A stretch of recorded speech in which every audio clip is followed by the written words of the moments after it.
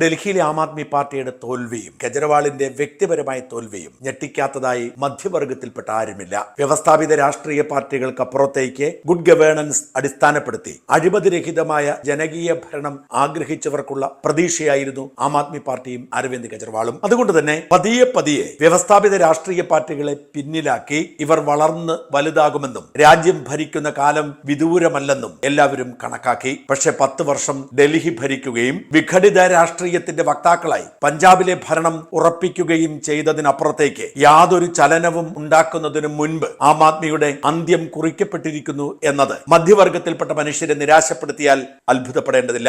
അഴിമതിരഹിതമായ ലളിത ജീവിതത്തിന് മുൻതൂക്കമുള്ള പാവങ്ങളുടെ ജീവിതം മെച്ചപ്പെടുത്തുന്ന ജനകീയ ഭരണം എന്നതായിരുന്നു ആം ആദ്മിയുടെ മുദ്രാവാക്യം. മഹാത്മാഗാന്ധിയെയാണ് അവർ അതിന് കൂട്ടുപിടിച്ചത്. ഗാന്ധിജി സ്വപ്നം കണ്ട ഗ്രാമസ്വരാജ് ആയിരുന്നു കെജ്രിവാളിന്റെയും ആം ആദ്മിയുടെയും സ്വപ്നം.